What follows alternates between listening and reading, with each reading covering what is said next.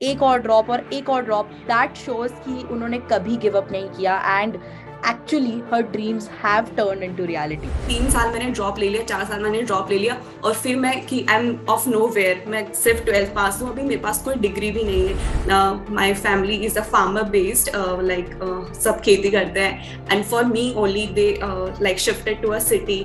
तो parents are always a motivation, it's always about your mindset. अगर आपने सोच लिया कि आपको डिस्ट्रैक्शन होगा तो फिर फोन नहीं, आपके पास फोन नहीं भी होगा तो बहुत वेज है कि आप कुछ भी नहीं कर रहे, आप सिर्फ सो रहे हो दिन भर, जैसे कि शो पीस की तरह खड़ा कर दिया, रुको बेटा तुम यही रुको, सबको बुला के लाते, देखो ये हमारे गांव की पहली बेटी डॉक्टर है। So that was really special. 1 2 3 4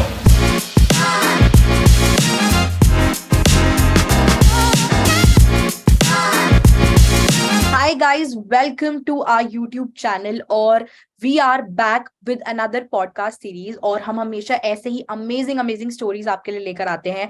and आज हम वैसी ही एक कमाल की स्टोरी लेकर आए हैं जो कि बहुत ज्यादा सरप्राइजिंग है कि कितना ज्यादा एफर्ट पुट इन किया गया था और कैसे कैसे सुप्रिया की जर्नी रही है। तो आज हम बात करने वाले हैं सुप्रिया पूनिया से, who is a third year MBBS student and उनकी कुछ ऐसी जर्नी रही कि उन्होंने 3 ड्रॉप्स लिए थे, which is a huge thing, क्योंकि ड्रॉप लेना अपने आप में बहुत ज्यादा बड़ी बात होती है और फिर उसके बाद आप एक और ड्रॉप और एक और ड्रॉप, दैट शोज कि उन्होंने कभी गिव अप नहीं किया and actually her dreams have turn into reality. So Supriya, welcome to this channel. And Supriya, तुम अपने बारे में थोड़ा सा बताओ एंड थोड़ा सा अपने आप को इंट्रोड्यूस करो। Thank you, ma'am, for inviting me here. So I'm third year MBBS student at GMC Kannauj, and basically I was one of you. I was a common student जो कि ठीक है ड्रॉप ले रहा है, कभी नहीं पढ़ रहा है साल भर, लास्ट में सोचे कि करना है क्या नहीं करना. I was among you, and now I'm a medical student. I finally got that MBBS, and I gave NEET 2020, in which I scored 621. In NEET 2019 I scored 564, जो कि मार्जिन वाला रह जाते हैं अपन कुछ मार्क्स से, और नीट 2018 में तो मैं किसी और ही दुनिया में थी. I just scored 345 marks. Okay, so मैं क्योंकि खुद एक ड्रॉपर रह चुकी हूँ और अगर किसी जो लोग मुझे नहीं जानते हैं उनके लिए, मैं खुद एक ड्रॉपर थी। मैंने नीट 2018 में अपना पहला अटेम्प्ट दिया था, फिर मैंने नीट 2019 में अपना सेकंड अटेम्प्ट दिया था, जिसमें आई गॉट 647 मार्क्स और अब मैं VMMC and Safdarjung hospital Delhi में पढ़ रही हूँ।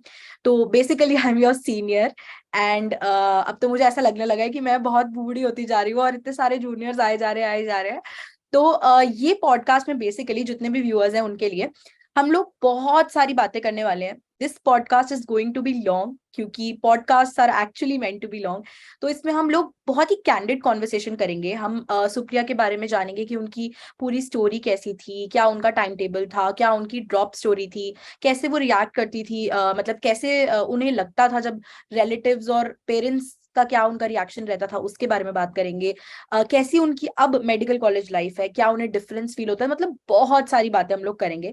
एंड उसके लिए हम लोग ये मेक श्योर करेंगे कि वीडियो में आपको चैप्टर्स भी मिल जाएं, जिससे कि अगर आपको कोई पर्टिकुलर टॉपिक या पर्टिकुलर बात की क्यूरियोसिटी हो कि सुप्रिया वो कैसे करती थी या सुप्रिया की उस पे क्या बात वो कहना चाहती है, तो वो भी आप देख सकते हो। तो चैप्टर सारे डिटेल में यहाँ पे दिए हैं, आप कोई भी चैप्टर सिलेक्ट करके वो बात, वो पर्टिकुलर टॉपिक भी इस वीडियो का सुन सकते हो। तो शुरू करते हैं। सबसे पहले मैं जानना चाहूंगी सुप्रिया कि तुम्हारी जर्नी कैसी थी और मतलब तुम्हारा वो जो एम था कि मुझे डॉक्टर बनना है, ये कहाँ से आया था और सबसे पहली बार तुम्हें कब लगा कि मुझे डॉक्टर बनना ओके, सो बचपन से बात करूँ तो आई वॉज नॉट वन जो कि हमेशा से जिसका ड्रीम रहता है. मैंने कभी इतना सोचा ही नहीं था. हाँ, लेकिन मेरी मम्मा हमेशा कहती थी, she always wanted to see me as a doctor, but मेरा एज सच कुछ नहीं था डॉक्टर के अंदर. एंड मैंने 11th, इसीलिए 11th 12th में लाइक आजकल नॉर्मली बच्चे फाउंडेशन कर रहे होते हैं, I was not into that. मैं नॉर्मल स्कूलिंग गई. In fact I just scored 70% in my boards, जो कि आज के टाइम में बिलो एवरेज समझते हैं.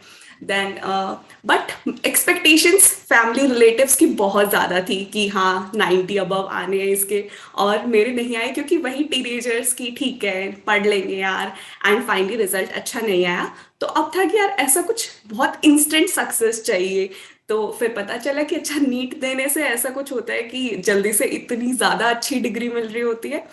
तो मैंने सोचा ठीक है, अब पर बहुत ओवर कॉन्फिडेंस था, ठीक है अटेम्प्ट करते जाते हैं। So I went into that, but फिर लगा कि नहीं, इतना भी इजी नहीं है जितना मैं सोच रखी थी, मेहनत करनी पड़ेगी, and it was like that. तो तुमने ये बात बोली कि तुम्हारे बोर्ड्स में 70% मार्क्स थे। तो मतलब मुझे भी ना personally being a medical student, या फिर यूट्यूब पे कह लो, इंस्टाग्राम पे कह लो, बहुत लोग ये क्वेश्चन पूछते हैं कि अभी जैसे अभी भी बहुत लोग ये जानना चाह रहे हैं कि बोर्ड्स है और नीट है तो हम लोग कैसे तैयारी करें, और बोर्ड्स का बहुत ज्यादा स्ट्रेस लेते हैं, और एक ना बोर्ड्स की मतलब वो बहुत ज्यादा एक्सपेक्टेशंस हाई रहती हैं रिलेटिव्स की और पेरेंट्स की। और आई थिंक कहीं ना कहीं वो एक बेंचमार्क टाइप है कि अगर किसी के बोर्ड्स में 95%, 98% आ रहे हैं तो ही आपका मतलब नीट में सिलेक्शन हो सकता है, तो ही आप इंटेलिजेंट बच्चे माने जाओगे। तो आई थिंक ये इन्होंने करके जो दिखाया है कि इनके इतना अच्छा स्कोर इनका आया और इन्होंने ड्रॉप लिया, and she finally cracked it with just 70%। जो लोग जस्ट 70% बोलते हैं कि सिर्फ 70% थे, फिर भी इन्होंने इतना कर दिखाया।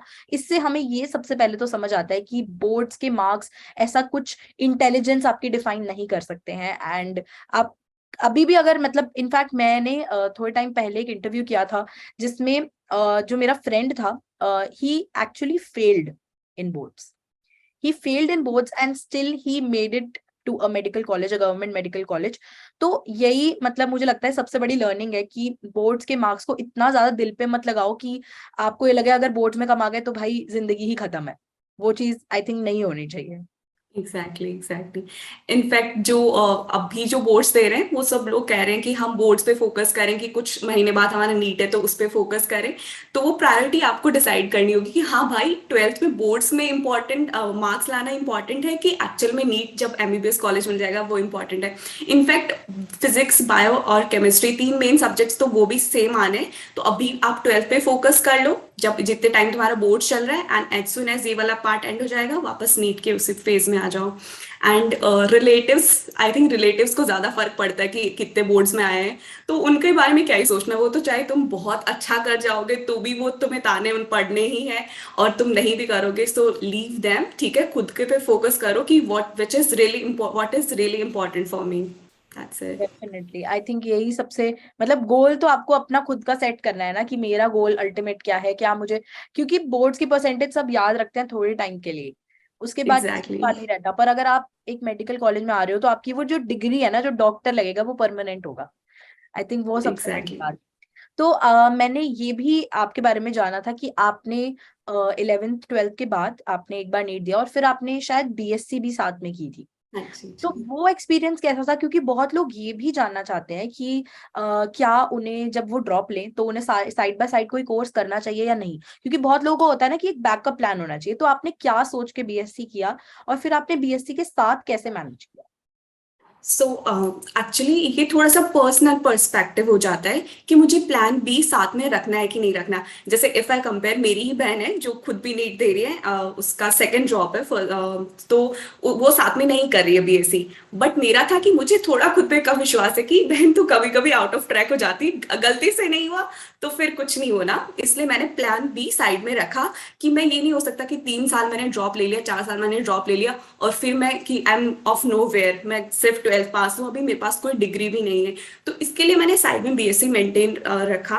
प्राइवेट कॉलेज से किया था, रेगुलर था, तो थोड़ा बहुत अटेंडेंस वगैरह का भी मेंटेन हो जाता है, ठीक है। तो फिर अटेंडेंस वगैरह थोड़ी लग जाती थी तो उस टाइम में अपना प्रिपेयर कर लेती थी। और जब एग्जाम्स आते थे तो ठीक है, एग्जाम से 1 घंटे 2 घंटे पहले सिर्फ अपना ही सिलेबस आता है, अगर 11th 12th अच्छे से पढ़ी होती है तो बीएससी निकल जाती है, ऑर्गेनिक केमिस्ट्री आती है, फिजिकल केमिस्ट्री आती है। इनफैक्ट जब मैं वाइवा वगैरह देने जाती थी, जो रेगुलर स्टूडेंट्स जो साल भर कॉलेज गए हैं, मैं उनसे अच्छा परफॉर्म कर रही होती, लाइक मुझे अच्छे से फॉर्मूलाज वगैरह सब कुछ याद है। सो बीएससी अगर तुमने फिजिक्स केमिस्ट्री, ये बायो केमिस्ट्री होता है, तो वो काफी अच्छे से मैनेज हो जाता है। तो बहुत लोग ना जैसे ये भी कंफ्यूज रहते हैं कि क्या हमें बीएससी साइड बाय साइड करनी चाहिए या नहीं करनी चाहिए। मतलब आई वुड रिकमेंड कि ये देखो आपकी अपनी चॉइस है, and there is nothing exactly wrong कि अगर आप अपना प्लान बी भी लेके चल रहे हो, देयर इज नथिंग रॉन्ग, कि आपकी पर्सनल चॉइस है। तो आप कभी दूसरे को देख के ना ये मत सोचा करो कि इसने ऐसे नहीं किया तो मैं ऐसे करूंगा तो मैं एग्जैक्टली नहीं कर एग्जैक्टली। पाऊंगा। हम हमेशा ये करते हैं कि हम एग्जाम्पल्स ढूंढते हैं, and the whole point of this podcast is कि हम लोग ऐसे एग्जाम्पल्स आपके लिए लेकर आए जिससे आपको लगे कि हाँ, अगर ये कर सकता है, ये भी तो मेरे जैसा ही था, तो मैं भी कर सकता हूँ। And I am exactly. Really hoping कि जितने व्यूअर्स अभी देख रहे हैं वो नीट इस साल नीट देने के बाद यहाँ पर इस सीरीज के लिए आए और मैं उनका इंटरव्यू करूं और फिर वो भी एक एग्जाम्पल सेट करें। तो नेक्स्ट क्वेश्चन जो मैं आपसे पूछूंगी वो होगा कि जैसे बहुत बार ऐसा होता है कि मतलब जब ड्रॉप लिया आपने, तो उस टाइम पे ना I can just feel it कि जब नहीं होता ना सिलेक्शन, चाहे आपने मेहनत की हो या नहीं की हो, जब नहीं होता ना सिलेक्शन तो वो फेज बहुत ज्यादा डिफिकल्ट होता है। रिलेटिव्स, पेरेंट्स, नेबर्स, फ्रेंड्स, हर कोई सिर्फ यही पूछ रहा होता है। तो आपने वहां उस फेज से आपको किसने इतनी हिम्मत दी, मतलब आपको किस चीज से इतनी ज्यादा स्ट्रेंथ मिली कि आप वापस से आप उठ के खड़े हुए, आपने गिव अप नहीं किया और फिर से सोचा कि मुझे दोबारा ड्रॉप लेना है? अगर अपेरेंटली देखे ना तो हिम्मत तुम अपन को जो तोड़ते हैं वो रिलेटिव्स के ताने, बट जो स्ट्रेंथ देते हैं अपेरेंटली कि भाई इसको बताना है, 1 साल बाद में मैं बताऊंगी से कि ये बोला है, इसका जवाब दूंगी मैं अच्छे तरीके से, अभी मैं इसको कुछ नहीं बोल रही बट 1 साल में इसे बताऊंगी। सो वही अपेरेंटली जो मोटिवेशन है मेरा तो वहीं से आता था। एंड ऑफ कोर्स अपनी फैमिली को अपन इतना हार्ड वर्क करते हुए देखते हैं, like my family is a farmer based, like सब खेती करते हैं, and for me only they like shifted to a city. तो parents are always the motivation. मेरे पेरेंट्स ने इस वे से अपना लाइक योगदान दिया, अपने सेक्रीफाइस दिए। आपके पेरेंट्स किसी ना किसी तरीके से सेक्रीफाइस कर रहे होते हैं। So parents are always the motivation for you कि यार वो नहीं टूट रहे, वो कह रहे हैं कि ठीक है अगली बार ड्रॉप ले लो, कोई बात नहीं हम मैनेज करेंगे। So that was always the motivation for me. और जैसे कभी तुम डीमोटिवेट होती थी या तुम्हें लगता था कि अब नहीं मेरे से हो पाएगा, मैं नहीं कर सकती, बहुत चीजें हैं, बीएससी का भी मैनेज करना है, ये सब भी है, तो उस टाइम पे कुछ ऐसी पर्टिकुलर चीज जिससे तुम्हें लगता हो कि मुझे वापस से वो स्ट्रेंथ मिलती थी करने की? इसमें मेरा थोड़ा सा और था, लाइक मैं सच में छोड़ देती थी जब मुझे लग रहा है कि मुझसे नहीं हो रहा है। 3-4 दिन मैं बढ़िया रेस्ट करती थी, सो जाती थी कि भाई अब दिमाग में एकदम इतना कचरा घुस सका है चुका है, लाइक अब मेरे को सिर्फ रिलैक्स, अगर मैं सो गई सब कुछ छोड़ दिया तभी मिलेगा। 3-4 दिन आराम से अपने रूम में बंद रह के सोचती, हाँ लिटरली कि मैं सही कर रही हूँ नहीं कर रही हूँ, प्लान्स बनाती, जैसे मैंने अभी भी अपने रूम में चिपका रखे हैं, लाइक कि ऐसा ऐसा करना है, पूरा माइंड मैप बनाया कि हाँ ठीक है ऐसे हो गया कोई बात नहीं, अब यहाँ से हम जीरो से मैं स्टार्ट करूंगी। तो मैं एक थोड़ा सा छोटा सा ब्रेक लेती जिसके अंदर मैं कुछ नहीं करती, जिसके अंदर मैं सिर्फ अपने माइंड मैप्स बनाती। इनफैक्ट लाइक कभी गांव चली जाती, वहां से दादा दादी से मिलती, तो पॉजिटिव एनर्जीज मेरे को गेन होती, फिर वापस आके झोंक देती थी। डेफिनेटली ये बहुत मतलब होता है कि बर्नआउट होता है, बहुत बार ऐसा होता है कि अब नहीं हो पाएगा, and I think that point of time it is very important to take a break. But break का मतलब ये नहीं है कि आप बिल्कुल पढ़ाई छोड़ दो एक एक हफ्ते की, भाई Exactly. इस हमने बोला था, सुप्रिया ने ऐसे बोला था कि ब्रेक ले लिया था उसने, तो हम भी 2-2 और इस टाइम तो बिल्कुल भी नहीं लेना है कि हाँ ठीक है एग्जाम का 1 महीना बचा है और हाँ मैम ने बोला था ठीक है अब 5 दिन हम सोएंगे बढ़िया से, इस टाइम हाँ नहीं करना है, वो ईयर लॉन्ग के लिए था। हाँ। तो आई थिंक ये भी एक सबसे इम्पोर्टेंट चीज होती है कि जब भी आप ड्रॉप, तुमने भी ये चीज रिलेट कर रहे होगे कि जब ड्रॉप लेते हो तो शुरू शुरू में बहुत जोश रहता है, फिर धीरे धीरे धीरे धीरे वही रूटीन में आने लग जाते हैं। तो तुम्हें क्या लगता है कि जब तुमने ड्रॉप लिया तो तुम्हारे ड्रॉप ईयर्स में जो प्रिपरेशन थी उसमें क्या डिफरेंट था? क्योंकि मैं ऐसा बिलीव करती हूँ बीइंग अ ड्रॉपर कि अगर आप ड्रॉप लेते हो और आप कोई चेंज ही नहीं लाते हो उसमें, तो एज सच मार्क्स में कोई डिफरेंस भी नहीं आता है।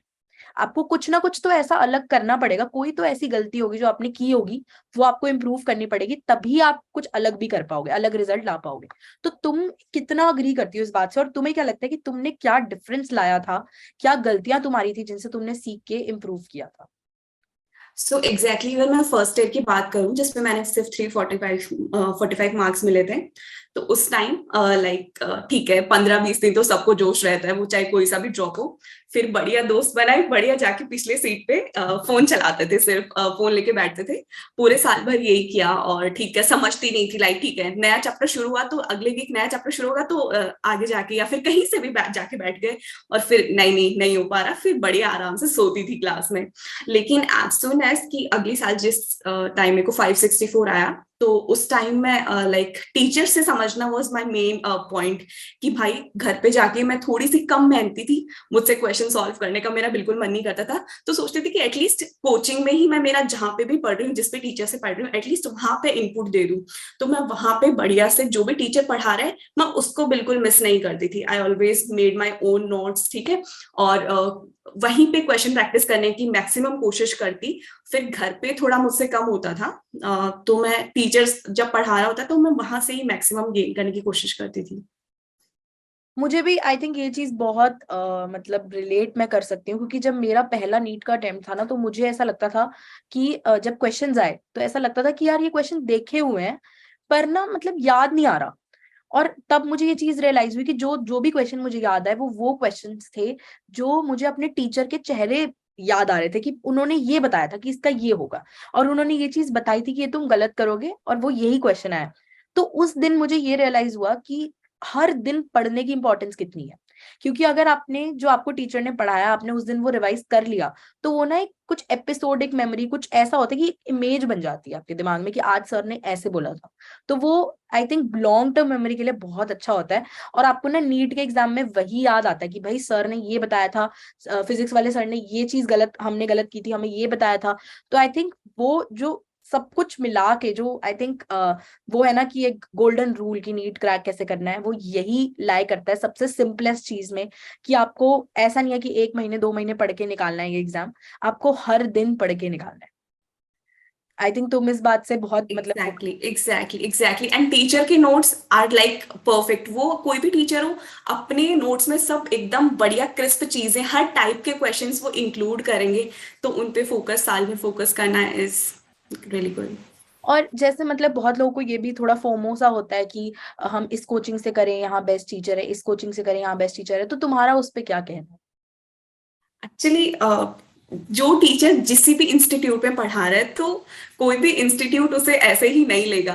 तो जहां भी पढ़ रहे हैं, जिससे भी पढ़ रहे हैं, पहले एटलीस्ट अपने मन को शांत करो कि भाई वो टीचर तुम्हारे लिए ठीक है। ठीक है, अगर तुम्हें नहीं लग रहा है, तुम सच में कंपैटिबल नहीं हो, कि तुम्हें जच ही गया माइंड में कि भाई मुझे नहीं समझ में आना, तो ठीक है, चेंज कर लो। आजकल लाइक यूट्यूब पे फ्री में कहीं पे भी आपको वीडियोस मिल जाएंगे, फटाफट से 1 शॉट 2 शॉट जो भी आते हैं, बढ़िया से देख के लास्ट टाइम पे भी खत्म कर सकते हैं अपन।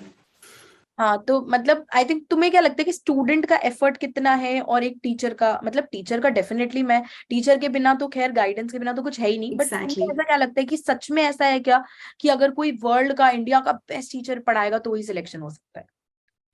आई डोंट थिंक सो, क्योंकि लाइक इंडिया का बेस्ट टीचर पढ़ा भी रहा होता है, और उसके बैच में जैसे कि 20,000 बच्चे पढ़ रहे हैं, तो लेकिन सिलेक्शन तो बहुत कम का होता है। तो ऑब्वियसली पर्टिकुलर स्टूडेंट के एफर्ट तो मैटर करने ही है। उससे तो कुछ नहीं होगा कि आप मैं उसके पास चला जाऊं, इसके पास चला जाऊं। वो तो बहुत ही लाइक ऑब्वियस चीज होगी कि उससे तो नहीं होता है, कुछ ही बच्चों का होता है। तो इसका मतलब है कि वो बच्चे एफर्ट्स डाल रहे हैं, अपने जो चीज पढ़ा रहा है उसको गेन करने की कोशिश कर रहे हैं।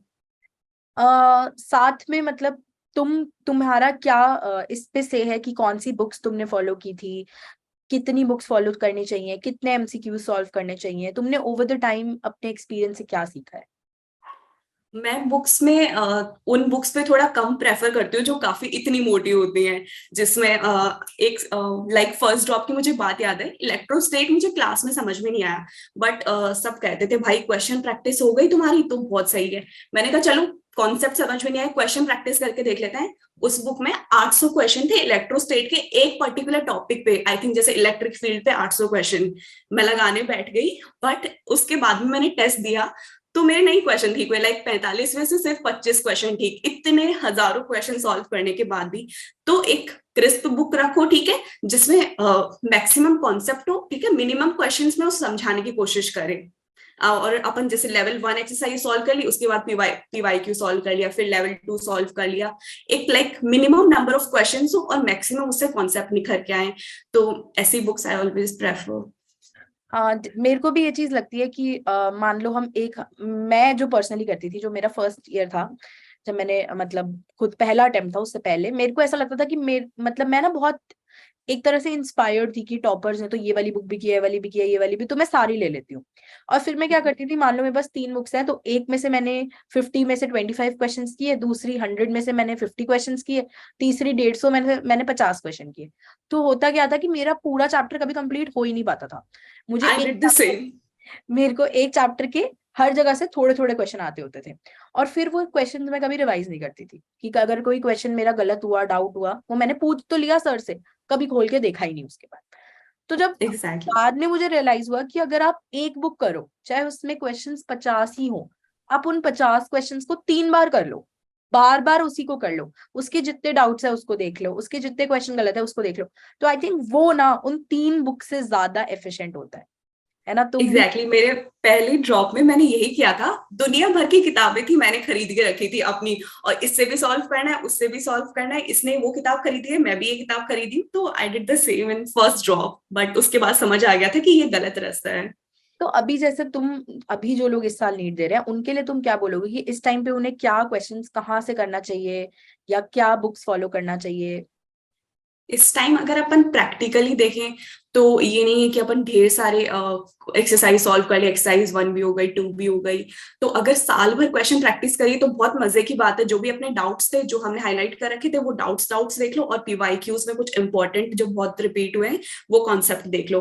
पहले तो अगर रिविजन की बात करें तो पहले नोटबुक, जो क्लास की नोटबुक होती है या फिर जो भी नोट्स आपने साल भर पढ़े हैं, वो लाइक रियल बाइबल है, ठीक है। तो उनको रिवाइज करो, मैक्सिमम रिवाइज करो, क्वेश्चन प्रैक्टिस के लिए पीवाईक्यूज, और जो भी अपने साल भर डाउट थे, जिनको जो क्वेश्चन जिस पर्टिकुलर कॉन्सेप्ट के क्वेश्चंस बार बार गलत होते थे, अपन उनको रिवाइज कर सकते हैं। बाकी मैक्सिमम ज्यादा लाइक मॉक टेस्ट देने पे बच्चे इस टाइम में हो जाते हैं, जो एवरेज स्टूडेंट्स होते हैं, लाइक ऑब्वियसली टॉपर्स तो बहुत बार रिवाइज कर चुके होते हैं ऑलरेडी। लाइक एवरेज स्टूडेंट्स में क्या होता है कि भाई ज्यादा साल भर तो मॉक टेस्ट नहीं दिए, इस टाइम सब क्या कहते हैं, अब भयंकर मॉक टेस्ट लगाने, 40 मॉक टेस्ट लगा दो, 50 लगा दो। तो बच्चा क्या कर रहा होता है कि रिवाइज नहीं करेगा, कॉन्सेप्ट जो उसे रिवाइज करना था वो नहीं करेगा, उसके जगह कि हाँ कोचिंग में आज मुझे 3 घंटे जाके 2-2 मॉक टेस्ट लगाने हैं दिन के, वो उसके लिए थे जिसने सब कुछ रिवाइज कर लिया। तो वो क्या करेगा, वो मॉक टेस्ट के थ्रू अपना टाइम गुजारेगा। लेकिन आपको थोड़ा कॉन्सेप्ट पे फोकस करने की ज्यादा जरूरत है। जो एवरेज है, जिसे लग रहा है कि पता नहीं होगा कि नहीं होगा, तो बार बार नोटबुक रिवाइज करो, क्वेश्चंस में पीवाईक्यूज कर लो, और जो डाउट रहते थे वो वाले, एंड मॉक टेस्ट थोड़ा लिमिटेड, अगर रिवाइज हो रहा है, हो चुका है, हो रहा है, तो साथ में लगाते रहो, लाइक नॉर्मल जो भी जितने भी 20-30 जितने भी होते हैं। बाकी अगर नहीं रिवाइज हुआ है तो रिविजन पे ज्यादा फोकस करो, मॉक टेस्ट थोड़ा सा कम कर दो। अ, और जैसे मतलब तुम्हें तुम, क्योंकि तुमने अभी लास्ट ईयर ही दिया है, उस टाइम तक तो आई थिंक ये रेवोल्यूशन आ चुका था कि अनअकैडमी के और सबके वीडियोस और पढ़ाई वाले वीडियोस, बहुत सारा कंटेंट यूट्यूब पर भी था। तो तुम्हें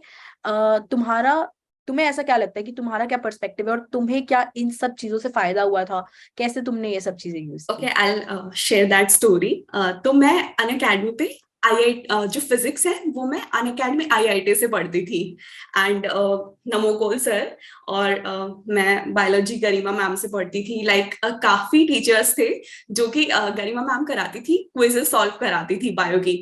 तो ये होता था कि मेरे से पूरी बायो बार बार रिवाइज नहीं होती थी।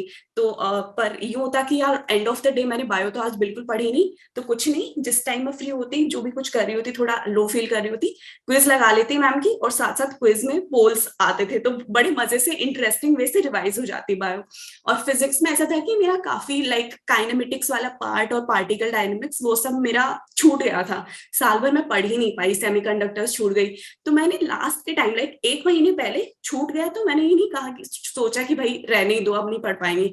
मैंने थोरोली वीडियोस देखे, उसका मैंने एक स्लॉट फिक्स कर रखा था कि शाम को 5 से 10, रात को 5 से 10 मैं सिर्फ नए चैप्टर्स पढ़ूंगी। और लाइक बच्चे तो सब रिवाइज कर रहे थे, लाइक कभी कभी अजीब भी फील होता है कि सब तो रिविजन कर रहे हैं और तो पहली बार किसी चैप्टर को पढ़ रही है, वो भी थर्ड ड्रॉप में। तो वो थोड़ा एम्बरेसिंग होता, थोड़ा अजीब भी लग रहा होता, बट ठीक है, कोई नहीं, लास्ट अटेम्प्ट है, देखा जाएगा जो करना है। इस बार ही सब चीजें मेरे को एड ऑन करनी है। तो लाइफ में काफी लेक्चर्स लिया करती थी, वो भी लास्ट के टाइम। तो सो ये मेरे को भी लगती है कि बहुत सारे चैप्टर्स नीट में सिलेक्शन के लिए ऐसा नहीं है कि आपको चैप्टर्स आने चाहिए, अच्छे से आने चाहिए, डिसेंट इनफ आने चाहिए, बट नीट के पेपर में वो ट्राई करते हैं कि वो हर चैप्टर से क्वेश्चन दे। तो अगर आप कोई चैप्टर एग्जैक्टली। एकदम छोड़ रहे हो ना, तो you are losing marks on something जो बहुत हो सकता है बहुत ईजी आ जाए और आप कर भी पाते, लेकिन क्योंकि आपने वो क्वेश्चन चैप्टर पूरा छोड़ा हुआ है तो आप वो अटेम्प्ट ही नहीं कर पा रहे। तो वो बहुत बड़ा नेगेटिव होता है। और अगर अभी कोई नीट दे रहा है, उसको भी मैं ये रिकमेंड करूंगी कि बहुत बड़ा और मुश्किल कोई चैप्टर है तो इट्स नॉट अ प्रॉब्लम। जैसे लोगों को रोटेशन मुश्किल लगता है, तो रोटेशन डायनेमिक्स तुम्हें नहीं समझ आ रहा तो कोई बात नहीं, दैट इज समथिंग जो आप अभी भी छोड़ सकते हो। But chapters like polymers, chemistry in everyday life, semiconductor है मान लो, आपको नहीं आता, मुझे बहुत गंदा लगता था पर्सनली, तो उसमें मेरे को पर भी। मैंने ये देखा था कि उसमें 3 टाइप के क्वेश्चन आते हैं, एक लॉजिक गेट्स पे आता है, एक सर्किट पे आता है, एक थ्योरी आता है। तो अगर मैं वो सर्किट वाला क्वेश्चन नहीं भी कर पाती हूँ तो मैं लॉजिक गेट्स और थ्योरी कर सकती हूँ आराम से। तो मैंने उसी पे फोकस किया, मैंने कहा चलो अगर 3 क्वेश्चन आ ही रहे हैं तो 2 तो मेरे कम से कम ठीक हो। वही अगर मैं डर के वो चैप्टर ही छोड़ देती तो एक एग्जैक्टली, सेमी कंडक्टर्स में मैंने भी यही दिमाग लगाया था, जो मैम अभी आपने बताया कि मैंने सॉल्व कर लिया था, लॉजिक गेट्स पे कर लूंगी और वो स्टार्टिंग वाले थ्योरी वाले कुछ क्वेश्चंस बस इतना पढ़ के चली गई और बैठ भी गया वो। और वो ना प्रीवियस ईयर क्वेश्चन से भी एज इट इज आ जाते हैं, कि मतलब वो 3 क्वेश्चन में से 2 ये वाले टाइप के बहुत रिपीट होते हैं, मैंने देखा है। और कभी कभी सर्किट वाला भी बहुत आसान आ जाता है क्वेश्चन। एग्जैक्टली तो मेरे को एग्जैक्टली। ये चीज लगती थी सबके लिए, मैं खुद भी ये चीज बहुत रिकमेंड करती थी कि आप कोई भी चैप्टर पूरी तरह से मत छोड़ो। आप कोशिश करो कि उसका प्रीवियस ईयर क्वेश्चन देख लो और प्रीवियस ईयर क्वेश्चन के टाइप के कॉन्सेप्ट एटलीस्ट कर जाओ। तो अगला क्वेश्चन जो मैं तुमसे पूछना चाहूंगी कि NCERT is very important, NCERT करनी चाहिए, 1000 बार करनी चाहिए, याद होनी चाहिए। तुम अपने वर्ड्स में अपने एक्सपीरियंस से बताओ कि एनसीईआरटी बायोलॉजी और एनसीईआरटी केमिस्ट्री फिजिक्स इन सब की क्या इंपॉर्टेंस है। सो केमिस्ट्री की बात करते हैं, तो मैंने केमिस्ट्री में इनऑर्गेनिक पढ़ी थी, ऑर्गेनिक पढ़ी थी। तो फिजिकल में मैंने कुछ जैसे कि चैप्टर हो गया सॉलिड स्टेट हो गया, सॉल्यूशंस हो गया, सरफेस केमिस्ट्री हो गया। तो फिजिकल में मैंने ये 2-3 चैप्टर्स पढ़े थे जो कि लिटरली उनमें से डायरेक्ट क्वेश्चंस आते हैं और वो टीचर की नोटबुक में या कहीं भी थोड़े नहीं लिखे हुए होते हैं। इनऑर्गेनिक में भी काफी स्टेटमेंट्स डायरेक्टली मैंने पढ़ी थी एंड इनफैक्ट बहुत अच्छे से पढ़ी थी, रिवाइज भी करी थी। लाइक जो लास्ट के 2-3 दिन होते हैं ना, जो काफी इंपॉर्टेंट होते हैं, जिसमें सिर्फ इंपॉर्टेंट चीजें पढ़नी होती है, मैंने लास्ट के टाइम वही पढ़ी थी। फिजिक्स में मैंने नहीं पढ़ा था, फिजिक्स में मेरी हिम्मत ही नहीं थी उसकी एनसीईआरटी देखने की। कभी कभी थोड़ा पॉइंट्स टू पॉन्डर वगैरह थोड़ा बहुत ऐसे देख लिया, दैट्स अ डिफरेंट थिंग। बाकी मेजरली मैंने फिजिक्स की एनसीईआरटी नहीं देखी। बायो की एनसीईआरटी तो ऑफकोर्स साल भर में मॉड्यूल भी पढ़ती रहती थी, बट लास्ट के टाइम तो वही आना है, कहीं ऑप्शन ही नहीं था। तो वही बायोलॉजी में बार बार हर 15 दिन में 2 दिन बैठती, एक दिन 11th की एनसीईआरटी, एक दिन 12th की एनसीईआरटी। लाइक इतनी स्पीड हो गई थी, मैं हर 15 डेज में 2 दिन में पूरी बायोलॉजी रिवाइज कर देती थी मैं। तो अब वही है, एनसीईआरटी अल्टीमेटली तुम कहीं से भी पढ़ लो, आना तुम्हें एनसीईआरटी पे ही होता है। और उसके लिए भी आप ये कर सकते हो कि जैसे मैं पर्सनली क्या करती थी कि जो भी मुझे पॉइंट्स लगते थे कि थोड़े से एक्स्ट्रा है, इंपॉर्टेंट है बहुत ज्यादा, या प्रीवियस ईयर क्वेश्चन में कोई ऐसा टॉपिक आया हुआ है, कॉन्सेप्ट आया हुआ है जो एनसीईआरटी में नहीं है, वो एनसीईआरटी में ही ऐड कर लो, ताकि जब आप एनसीईआरटी पढ़ो तो उसमें आपको एग्जैक्टली पूरा कवर हो जाए हर चीज। आपको ये ना हो कि यार एनसीईआरटी पढूं, अब मैं वो बुक पढूं, फिर उसके बाद मैं वो बुक पढूं, वो एक स्ट्रेस होता है बहुत ज्यादा ना दिमाग पे। Exactly exactly. लाइक ये ऐसे स्टिकी नोट्स एनसीईआरटी में राइट रंगीन हो चुकी थी, पूरे स्टिकी नोट्स अलग से चिपका लिए थे, तो that was a thing, right.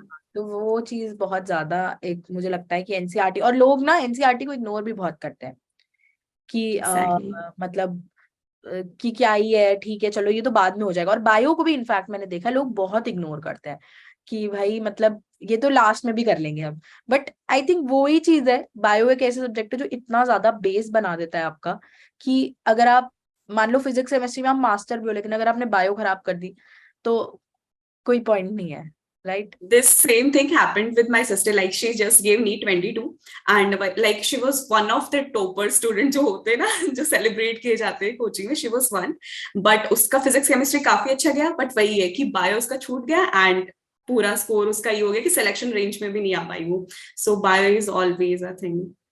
तो तुम्हारा फेवरेट सब्जेक्ट क्या था। मेरा फेवरेट तो लाइक मार्क्स तो सबसे अच्छे बायो में आए थे तो इसलिए वही बन गया। लेकिन साल भर मेरे को फिजिक्स काफी गंदा लगता था, लेकिन लास्ट में अभी आपको मैंने बताया जैसे कि मैं सर के वीडियोस देखती थी, नमोगोल सर के आईआईटी फिजिक्स से, एंड लिटरली लास्ट टाइम वो ऐसे मतलब पता नहीं कौन सी ही दुनिया के एग्जाम्पल से समझाते हैं, इतना लाइक प्रैक्टिकली इमेजिन हो जाता है सब। तो फिजिक्स लास्ट टाइम मेरे को इतना अच्छा लगने लगा था लाइक वीडियो से कि मैं सारे सब्जेक्ट मैंने कम पढ़ना शुरू कर दिया था। जो रियल इंटरेस्ट सब कहते हैं ना, तुम्हारा फिजिक्स में इंटरेस्ट डेवलप हो जाएगा तो उसके बाद में तो कुछ नहीं, वो लिटरली हो गया था रियल। 15-20 डेज बचे थे, बट बस सर के वीडियोस देख के क्वेश्चन सॉल्व करती रहती थी, आईआईटी के क्वेश्चन सॉल्व करती रहती थी। तो इस लेवल की फिजिक्स मुझे अच्छी लगने लगी थी लास्ट में। बट आखिर में मार्क्स तो जिसमें अप करे वो बायो ही थी।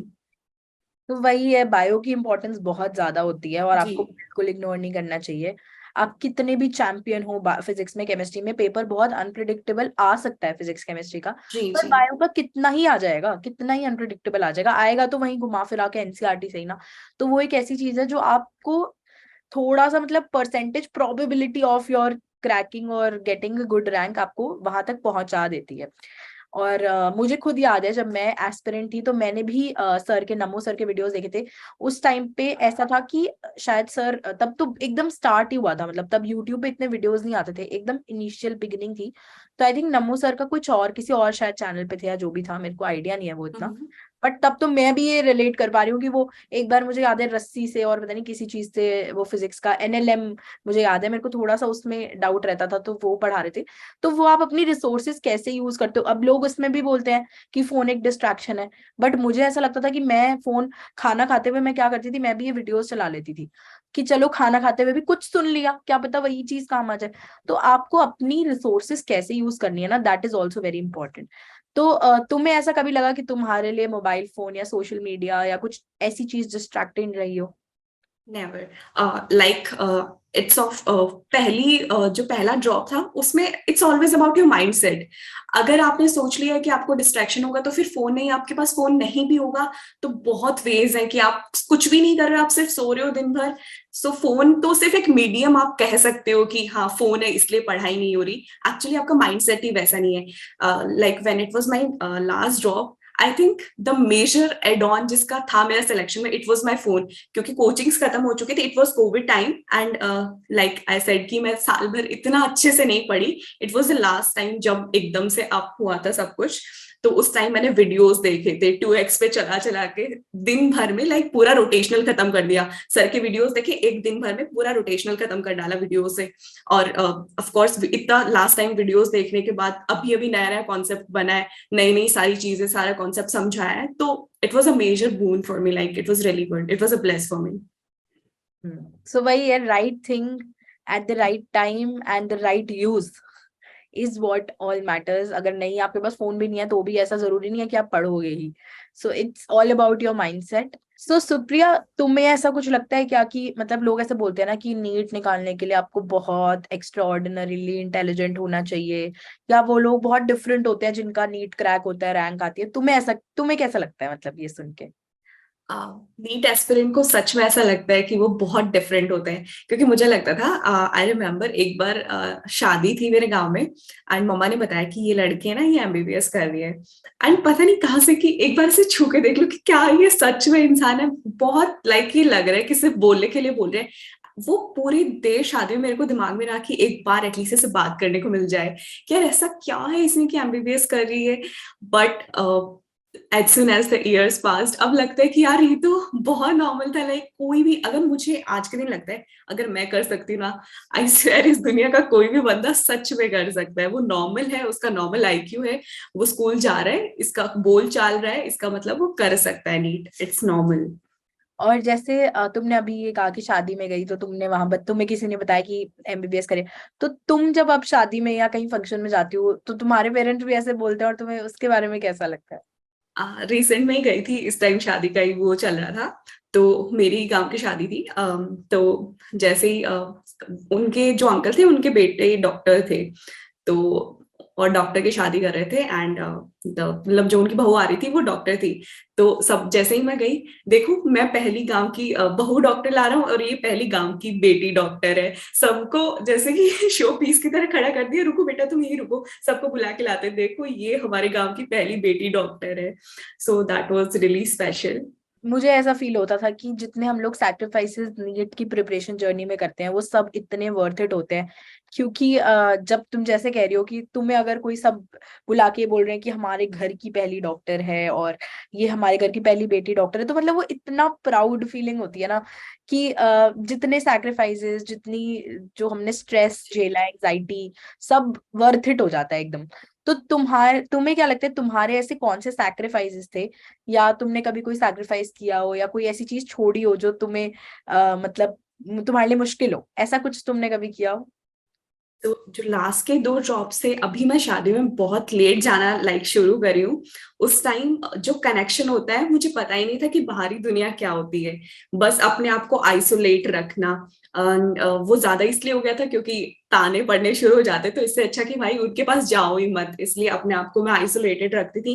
एंड 2-2 रात, जैसे शादी हुई मेरी बहुत क्लोज रिलेटिव में, जैसे अपने ही मामा के लड़के की शादी है, तो मैं शादी में ठीक है मम्मा ले भी गई, बट सब डांस कर रहे हैं, बट मेरे सबकॉन्शियस माइंड में सिर्फ एक ही चीज चल रही है, मतलब मैं उसे होके भी वहां पे नहीं होती थी, मैं उसे एंजॉय नहीं कर पा रही हूँ। सबकॉन्शियस माइंड में मेरे टेंशन चल रही है कि पढ़ना था, ये करना था। तो आई was not in the moment. जितने भी साल मैंने प्रिपरेशन करी, हमेशा वो एक टेंशन रहना, हमेशा इतनी जो भी नीट की तैयारी कर रहे होते बच्चे, वो सिर्फ 17 से 20 के बीच में जो बच्चे होते हैं, एंड रियली स्पेशल, मतलब बहुत ही अच्छी बात है कि इतनी छोटी उम्र में वो बच्चे इतना ज्यादा स्ट्रेस झेल रहे होते हैं, इतनी सारी चीजें कर रहे हैं। So that is ultimate, and I also did the same. Definitely, मतलब ये चीज तो है कि हम लोग मतलब उस टाइम पे जब नीट की कोई तैयारी कर रहा होता है ना, और तो पूरा दिल जान सब सिर्फ दिमाग में हर टाइम आप कुछ भी कर रहे हो, बैक ऑफ द माइंड हमेशा यही चल रहा होता है कि यार ये वाले में मेरे इतने मार्क्स आए हैं, अब मुझे ये करना है, मुझे ऐसे करना है। वो चीज आप मतलब यू कैन फील नीट, मतलब आप अपने आप को सो रहे हो, जाग रहे हो, हर टाइम आप यही सोचते हो, तो ये तो होता है बहुत। चलो अब थोड़ा सा मेडिकल कॉलेज की तरफ जाते हैं कि जितने एस्पिरेंट्स हमें देख रहे हैं वो जान पाए हमारे कॉलेजेस के एक्सपीरियंसेस। तो मैं तो basically VMMC is in Delhi, तो ये दिल्ली के कॉलेज में आता है। एंड तुम्हारा स्टेट कॉलेज वाला थोड़ा सा एक्सपीरियंस होगा, या तुम्हें कुछ लगता है कि जो स्टेट कॉलेजेस और इनमें डिफरेंस है, तुम उसके बारे में कुछ बताना चाहो, एंड तुम्हारी कॉलेज लाइफ कैसी रही उसके बारे में बताओ। सो डिफरेंस तो एक थोड़ा बहुत, वैसे तो सब कहते हैं कि हाँ ठीक है एमबीबीएस डिग्री होती है, बट अगर आप सच में जो स्किल्स आती हैं, तो ऑफ कोर्स जो बहुत अच्छे कॉलेजेस हैं उनमें ज्यादा अच्छे से सब कुछ प्रैक्टिस कराते हैं, बहुत स्टार्ट से कराते हैं। थोड़ी जो स्टेट की कॉलेजेस होती है थोड़ी कम मार्क्स में मिलती हैं, तो थोड़ा डिफरेंस तो खैर ऑब्वियस सी बात है कि वो इतने अच्छे मार्क्स में मिल रही है, तो स्किल्स वहां पे बहुत अच्छे से सिखा रहे हैं, या जो खैर भी मतलब चीजें ज्यादा अवार्ड्स वगैरह होते हैं। स्टेट के भी काफी कॉलेजेस तो ऐसे हैं खैर, जिन्होंने मतलब बहुत अच्छा, जैसे केजीएमसी हो गया, बहुत अच्छे भी हैं, ऐसा नहीं है। मतलब तुम्हें क्या लगता है कि रीजनल डिफरेंस भी होता है, और तुम्हारा घर कहाँ था, तुम कैसे मतलब कहाँ रह रही हो अभी, उस बारे में? तो मैं हूँ राजस्थान से, बट अभी मैं उत्तर प्रदेश में पढ़ रही हूँ। तो वो थोड़ा एकदम सब कुछ कल्चरल चेंज भी आ जाता है, सब कुछ बोली का यहाँ के लोगों की लैंग्वेज थोड़ी सी अलग हो जाती है, मेरा वहाँ का थोड़ा सा डिफरेंट है, तो वो सब आता है। लेकिन वो अपने आप में एक मजा भी है, ठीक है, अपने स्टेट में तो ऐसा लगता है कि हाँ पूरे साल ही रही हूँ, पूरी जिंदगी भर ही रही हूँ, तो थोड़ा चेंज ऑफ टेस्ट मिल गया है, तो यहाँ का कल्चर देखने का भी सही है। और जैसे तुम जब कॉलेज में गई पहली बार तुम्हारी शायद वाइट कोट सेरेमनी या जो भी हुआ है, तो तुम्हें उस टाइम पे कैसा फील हो रहा था मतलब? सो दैट वाज कि हाँ यार, फाइनली ये मोमेंट आ गया है for what I was waiting for the whole life, जो कि सिर्फ कुछ इमेजिनेशंस होती है ना, जो सच में आप सोते जागते खाते पीते, यार ऐसा भी हो सकता है क्या, सच में मैं भी सच में मेडिकल कॉलेज में बैठ रही होंगी, when I was moving to my first class for the lecture theatre, कि यार सिर्फ पिक्चर्स में देखते थे कि ऐसा कॉलेज हो, वो लेक्चर थिएटर दिखता है, एंड मैं यहीं बैठी हूँ क्या, तो थोड़ा तो ऑब्वियसली कुछ टाइम के लिए तो मुझे बिलीव ही नहीं हो रहा था। एंड फिर वाइट कोट वगैरह, so ultimately that's always special, वो हमेशा ही स्पेशल रहता है, that's one of the moment of our lives. और तुम्हें क्या लगता है कि कॉलेज लाइफ में और तुम्हारी जो नीट वाली लाइफ थी या स्कूल लाइफ थी, उसमें क्या डिफरेंस लगा तुम्हें? स्कूल वाली लाइफ में घर वाले बातें नहीं मानते थे, कॉलेज लाइफ में आने के बाद एमबीबीएस कर रही हूँ तो हाँ ठीक है, ये जो कह रही है वो सही है, तो मेरे को मेजर डिफरेंस तो वो मिलता है, और अपने डिसीजंस खुद लेने लगी, एंड मैच्योरिटी भी काफी आती है, लोगों को देखते हैं कि हाँ यार वो ऐसे कर रहा है, वो ऐसे कर रहा है, काफी चीजें नए नए लोगों से नई नई चीजें देखने को मिलती है, सो दिस इज बस मेरे पर्सनल डिफरेंस ही आया कि मुझे ना घर पे काफी फ्रीडम मिल गया है नीट के बाद में कि हाँ ठीक है, ये अपने डिसीजंस जो ले रही है वो सही ले रही है। वही है, स्कूल में ऐसा होता था कि घर वालों की सुननी पड़ती थी, अब यहाँ कैसे है कि हम घर वालों की बिल्कुल नहीं सुनते हैं। यस। तो वो चीज तो होती है। बाकी तुम्हें क्या लगता है, मतलब पढ़ाई के पॉइंट ऑफ व्यू से क्या तुम्हारा मतलब टेक है कि कैसे डिफरेंस है, प्लस तुम्हें बाकी चीजें करने का अभी कितना टाइम मिलता है, और तुम कैसे इतना सब कुछ मैनेज कर पा रही हो? लाइक कॉलेज में वैसे तो काफी टाइम होता है एक्चुअल में। सब वैसे MBBS like one of the सबसे मुश्किल कोर्स होता है, इसके बावजूद भी आई थिंक काफी टाइम होता है अगर सच में अपन यूटिलाइज कर रहे हैं तो। लाइक जैसे कि अभी मेरे कॉलेज में फेस्ट का टाइम चल रहा है, तो प्लेंटी ऑफ टाइम है, तो उसके अंदर भी पार्टिसिपेट मैं कर रही हूँ। एंड ऑफ कोर्स थोड़ा बहुत पढ़ाई भी चलता रहता है एंड ये यूट्यूब वगैरह भी। सो थोड़ा सा मैनेज करना आना चाहिए। I think it's simple and it's the actual time of life जिसमें आप अपनी हॉबीज जो सच में पीछे छोड़ दी थी वो आप कर सकते हो। And yes. तो तुम जैसे मतलब एक होता है ना कि एक्सपेक्टेशंस तो हमारी कॉलेज से क्या थी और रियलिटी कुछ और निकलती है, तो ऐसा तुम्हारे साथ कभी हुआ है कि तुमने कोई चीज बहुत ज्यादा कॉलेज से एक्सपेक्ट की और फिर तुम्हें बहुत डिसहार्टन हो गई हो कि यार ऐसा तो कुछ है ही नहीं? मैंने सोचा था जैसे कि मतलब कब अब नहीं पढ़ेंगे, बहुत पढ़ लिया, अब जाके मैं सोऊंगी फर्स्ट ईयर में। तो आते ही मैं बढ़िया लिटरली सोई, और फिर जब प्रॉफ का टाइम आया कि अब उतना मतलब प्रेशर में झेल, मैंने इमेजिन ही नहीं किया था कि यहाँ पे फाइल्स बनानी होगी। सबसे ज्यादा तो मेरे को प्रैक्टिकल फाइल्स का हुआ कि मैंने घर पे स्कूल में थी मैंने कभी नहीं बनाई, हमेशा पापा बनाते थे। अब यहाँ पे तो जूनियर भी रह गई, सीनियर हो तो किसी जूनियर से बनवा ले, फर्स्ट ईयर में कोई घर वाला भी नहीं है, अब मेरी फाइल बनाएगा कौन? तो वो मेरे लिए बहुत ऐसा ट्रॉमा हो गया था कि मैं इसको किससे बनवाऊं। मैंने कभी इमेजिन नहीं किया था कि कॉलेज में जाने के बाद ये एनाटॉमी के इतने सारे डायग्राम्स वगैरह बनाने होंगे। So that was a thing जो मैंने बिल्कुल इमेजिन नहीं करी थी। और पढ़ना भी मैंने नहीं सोचा था कि इतना पढ़ना होता है। मैंने कहा हाँ ठीक है, ये 4 साल तो बस अब मजे के हैं, तो पूरे भी मजे के नहीं होते, पढ़ाई साथ साथ में कंटिन्यू रखनी होती है। मतलब मजे भी हैं, ऐसा नहीं है कि आपको एकदम ऑफ आते कोर्स ही है, हो ऑफ जाएगा। कोर्स। जैसे जैसे आपका मतलब आप बढ़ोगे, थर्ड ईयर फाइनल ईयर, वैसे वैसे चीजें मुश्किल डेफिनेटली होंगी, बट ऐसा भी नहीं है कि सिर्फ मजे हैं, वो तो वेरी क्लियर है। दोनों चीजें हैं। एंड इनफैक्ट लाइक एमबीबीएस में आने के बाद आई थिंक छोटी छोटी चीजों के मतलब मजे अपन लेना सीख जाते हैं कि हाँ ठीक है, क्लास कैंसिल हो गई, दैट इज ऑल्सो अल्टीमेट खुशी। तो और तुम मतलब तुम्हारा कोई ऐसा एक्सपीरियंस रहा हो कॉलेज का जो फन हो, या प्रैक्टिकल्स का, वाइवा का, या एग्जाम्स का एक्सपीरियंस कैसा रहता है कॉलेज में? एग्जाम्स में तो मैं सिर्फ रोती हूँ। ठीक है।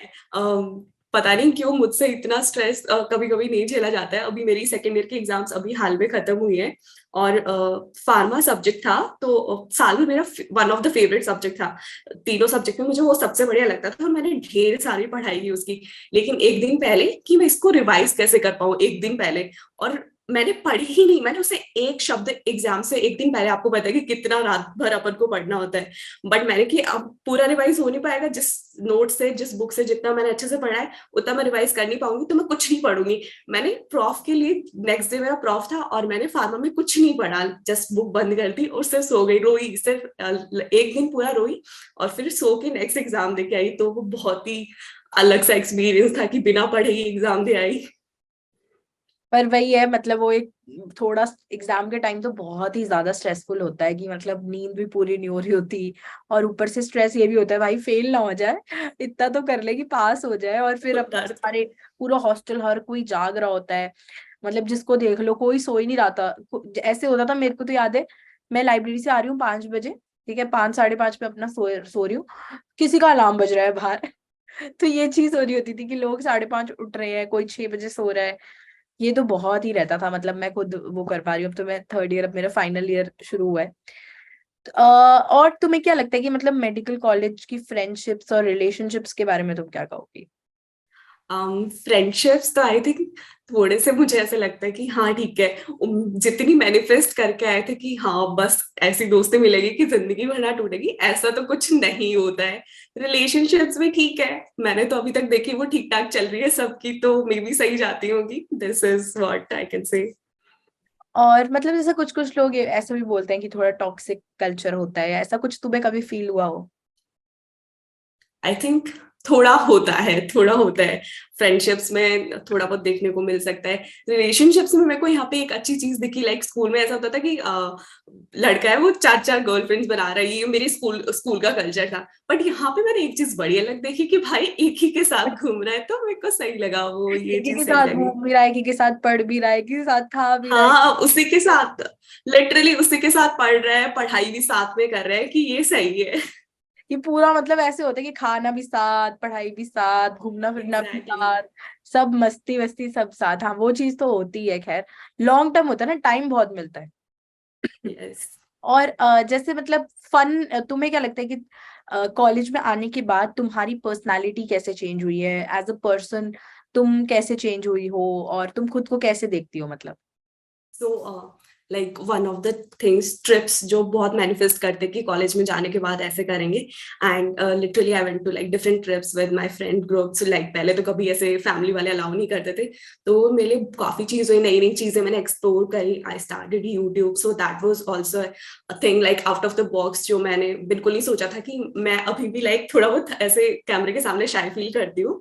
But I started that also, and for the grace of God, it is going well, ठीक ठीक। So this is it.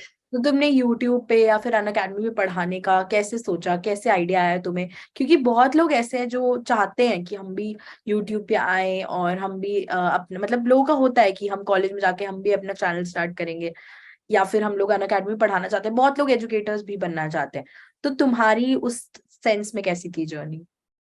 पता नहीं क्यों मुझे एक चीज से कभी शांति नहीं मिलती। जैसे कि आपने देखा कि मैं जब नीट की तैयारी कर रही थी, मैं साथ में बीएससी लेके चल रही थी। पता नहीं क्यों एक चीज में मुझे सेटिस्फेक्शन नहीं होता कि जो बंदा ये कर रहा है तो मुझे उसके साथ प्लस एड ऑन कुछ एक और चीज करनी है। तो जैसे ही लाइक नीट खत्म हुआ, नीट का रिजल्ट आया, उसी दिन की हाँ ठीक है एमबीबीएस तो कर ही रही हूँ, बस 4 साल मेरे ऐसे नहीं कटने, मेरे को साइड में कुछ ऐसे साइड हसल शुरू करनी है, और जो सच में प्रोडक्टिव भी हो। And even it was productive, like थोड़ा घर पे फाइनेंसेस वगैरह मैनेज करना थोड़ा मुश्किल हो रहा था, बट अभी in fact I am helping them, so this is a thing. हाँ वही चीज है, मतलब हमारे यहाँ पे थोड़ा कल्चर कम है इंडिया में। अब तो बहुत ज्यादा बढ़ रहा है, अब तो लोग एंटरप्रेन्योर्स भी हैं। अब इंजीनियरिंग वालों को मैं देखती हूँ, वो लोग तो पता नहीं क्या क्या साथ में कर रहे होते हैं कॉलेज के। हम लोग को फिर भी कंपैरेटिवली थोड़ा कम टाइम मिलता है। बट अगर आप कोई साइड हसल कर सकते हो देन इट्स रियली गुड। कि अगर आप अपनी, मेरे को ऐसा लगता था जब मैंने शुरू किया तब उस टाइम पे क्या है, लॉकडाउन था, तो मैंने ऐसा कुछ फाइनेंशियल नहीं सोचा था। बट मेरे को बाद में ये चीज रियलाइज हुई कि अगर आप एज अ स्टूडेंट अपनी एटलीस्ट पॉकेट मनी अर्न कर सकते हो ना, तो you are doing very good for yourself. कि आप कुछ भी ऐसा कर लो, क्योंकि बहुत चीजें हैं, सिर्फ ये नहीं होता है, बहुत सारी साइड हसल्स हो सकती है। आप किसी के साथ मिलके इंटर्नशिप कर सकते हो, आप किसी कंटेंट क्रिएटर के लिए कंटेंट जैसे एडिटर्स होते हैं या फिर क्रिएटिव एग्जैक्टली। टीम होती है, आप उनके साथ मिलके कर सकते हो। एंड अगर आप अपने दिन का आधा एक घंटा at least for your initial years, क्या फर्स्ट ईयर में हो सेकेंड ईयर में हो, आप दे रहे हो, और एटलीस्ट आप अपनी पॉकेट मनी या जो आपके वो वाले लग्जरी एक्सपेंसेस आप करना चाहते हो वो कर पा रहे हो, तो उससे अच्छी तो कोई बात हो ही नहीं सकती। एंड वो सिर्फ तुम या मैं नहीं, बाकी बहुत सारे ऐसे क्रिएटर्स हैं जो मेडिकल स्टूडेंट्स भी हैं और साथ में बहुत बहुत कुछ कर रहे हैं। कॉमेडी कंटेंट हो, चाहे चाहे फैशन, बहुत चीजें कर रहे हैं। तो अगर आप एक मेडिकल स्टूडेंट बनते हो तो ऐसा नहीं है कि आपको सब कुछ छोड़ना पड़ेगा, आप बहुत कुछ और भी कर सकते हो। It all depends upon you. तो वापस आ जाते हैं नीट की थोड़ी तरफ। और स्पेसिफिकली तुम जैसे अगर फिजिक्स केमिस्ट्री और बायो में कुछ स्पेसिफिक चीजें बताना चाहो तो तुम्हारी कैसी स्ट्रैटेजी रही थी, उस बारे में भी बात करेंगे। जैसे कि पहले क्या होता है कि थोड़ा कॉन्फिडेंस अगर अपना बढ़ जाए ना, तो फिर वो स्ट्रैटेजी भी वर्क करने लगती थी। तो मैं ऐसे करती थी, जैसे कि अभी मेरे को कुछ समझ नहीं आ रहा है कि मैं क्या करूं क्या नहीं करूं, तो मैं बायोलॉजी उठा लेती थी। 4-5 दिन उसको दिया, वो रिवाइज करा कि 50% सिलेबस तो हो गया मेरा। एनसीईआरटी रिवाइज कर डाली, जो भी अपने हाईलाइटेड पॉइंट्स होते हैं ऊपर ऊपर से वो देखा, एंड कि 5 दिन में सिर्फ मैंने 50%, 360 मार्क्स मैंने कवर कर ली। उसके बाद में मैं आती इंपॉर्टेंट चैप्टर्स पे, जो कि मुझे बहुत अच्छे से ऑलरेडी मेरे तैयार थे। जैसे कि मॉडर्न फिजिक्स हो गई, तो वो सबको काफी इजी लगती है, जल्दी से गेन हो जाती है, तो वो चैप्टर्स कर ली। अगेन वेटेज बढ़ गया कि यार वापस से 100-150 नंबर मैंने 3 दिन में ही कवर कर लिए।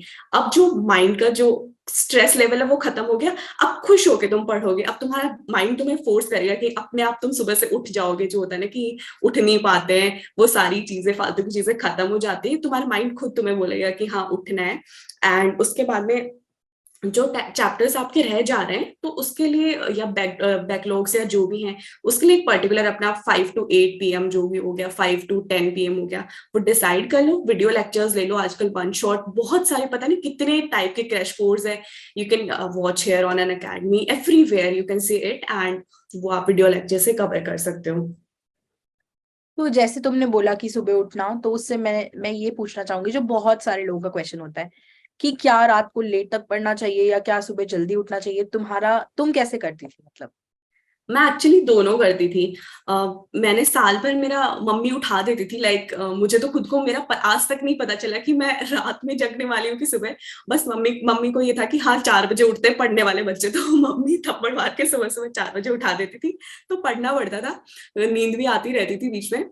पर लास्ट के टाइम वो नहीं करना चाहिए, 2-3 महीने थे तो मैं मेरे मामा के घर चली गई थी, तो मेरी मामा की बेटी रात को लेट तक पढ़ती थी, मैंने कहा चलो ये ट्राई करके देख लेती, तो उसमें भी मजा आया मेरे को। सो मेरा दोनों चलता था, बट मैक्सिमम मैं सुबह उठ के ही पढ़ती थी। तो तुम्हें मतलब क्या लगता है कि ऐसा बहुत लोगों को जो कंफ्यूजन रहता है, तो लोगों को क्या ऐसे कुछ अपने आप को फिक्स कर लेना चाहिए, या फिर तुम्हें क्या लगता है कि मतलब रात को पढ़ना, क्योंकि कुछ लोग ऐसा बोलते हैं कि रात को मत पढ़ो या सुबह उठ के ही पढ़ो, तो मैं तो पर्सनली मुझे ऐसा लगता था कि आपको जो सबसे कंफर्टेबल आपका टाइम है आपको उसी में एग्जैक्टली। ही पढ़ना चाहिए।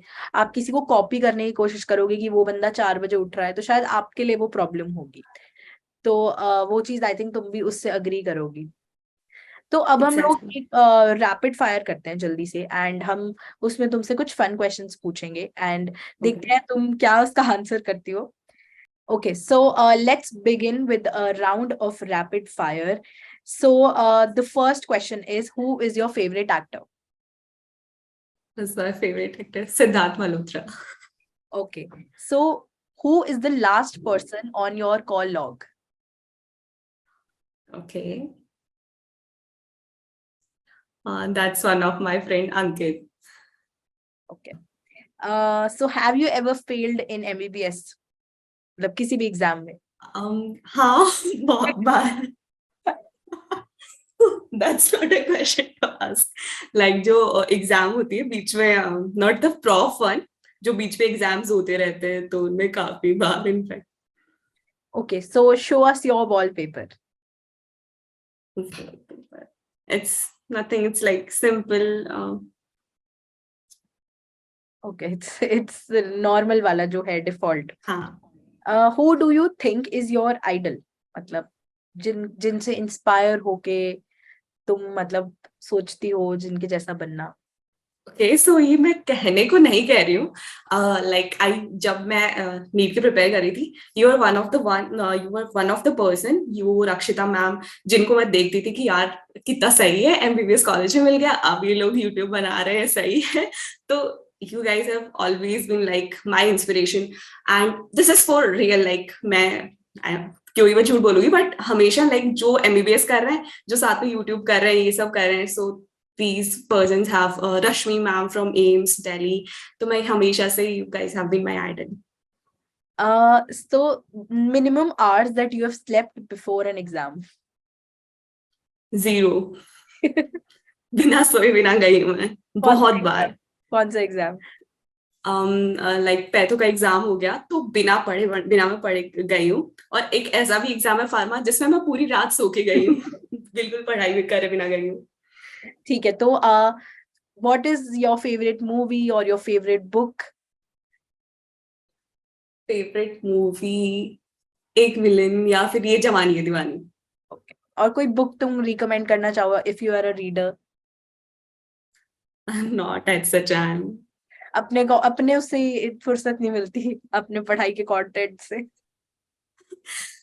कुछ और तो हम कैसे ही पढ़ेंगे। Okay okay, so that was it about the rapid fire, and मैं जितने क्वेश्चन सोच पा रही थी, जितने क्वेश्चंस मैं कवर कर पाई सेशन में मैंने किए, And I hope you enjoyed this session. If you did, do not forget to like, share and subscribe to this channel. और हम लोग आगे आने वाली सीरीज में भी बहुत सारे ऐसे लोगों को लेकर आएंगे जो फॉर रियल, जिन्होंने बहुत स्ट्रगल किया है और जिनकी स्टोरीज बहुत डिफरेंट थी.